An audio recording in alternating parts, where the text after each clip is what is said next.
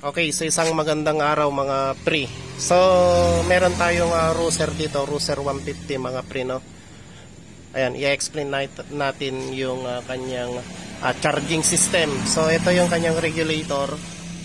Ayan, regulator ng Ruser 150. Regulator charger mga pre, no? So, ayan yung ating fuse at saka yung battery. So, napakadali lang po yung charging system ng ating Ruser 150 mga pare ko, no?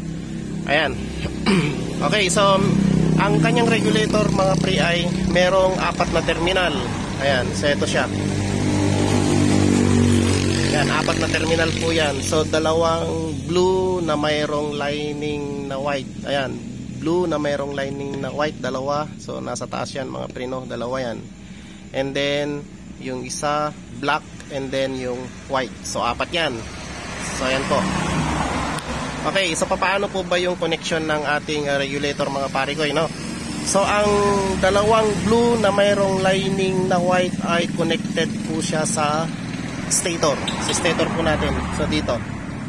Ayan, mga pare ko. So ang magiging kulay na dito sa ating stator ay dalawang yellow po yan. So kahit magkabaliktad yun mga pre, wala pong magiging problema kasi full wave po yan. Full wave po yung ating regulator na to. So yan. Okay, so yung black po, yan po yung ating ground. So connected po yan sa ground mga pare ko, yung black. Yung puti po, yan po ay connected po sa ating fuse na papunta po siya sa ating battery. So ganun lang po yung connection mga pare ko. Okay, so meron pong nalagay na capacitor. So ang trabaho po ng capacitor natin mga pare ko, so siya po yung nagfi-filter po ng ating kuryente. At the same time, nagpapalakas din po ng kuryente ang ating capacitor. So naka-parallel lang po siya dito sa ating positive and negative po. Ayan. Yung red wire po, connected po siya sa ating white. So nakakonect lang po yan sa white na mga pre. So yung puti, yung itim po, connected po siya sa black wire. Sa ground po yan. So yung red, connected siya sa positive. Yung itim po, connected po siya sa ground. So ganun lang po mga pre, no? And then sundan natin yung red wire mga pare ko. Dumaan po siya sa fuse. Ito yung kanyang fuse. Ayan. Ito po yung fuse ng ating charging system. And then sa battery na po yan. Connected na po yan sa battery. So ganun lang po kadali mga pare ko. Kaya kapag ka nagtro-troubleshoot po tayo, halimbawa hindi po nag-charge, unahin po natin ang fuse. Tingnan po natin yung fuse. Ayan. Kung hindi pa rin po nag-charge mga pre, no? Check po natin kung may input po na galing po sa ating stator. So yung dalawang blue na merong lining na white yan, lagyan po natin ng test lamp yan mga pre, no? Ayan. Kailangan merong lumalabas na AC dito sa dalawang blue na merong lining na white.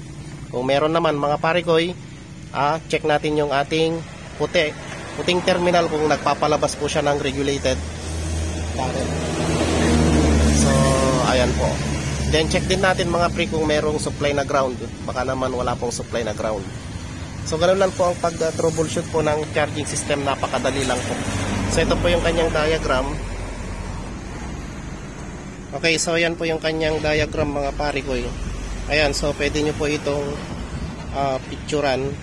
Pwede nyo i-screenshot mga pre, no? Okay, so explain natin. So ito yung regulator natin. Ayan.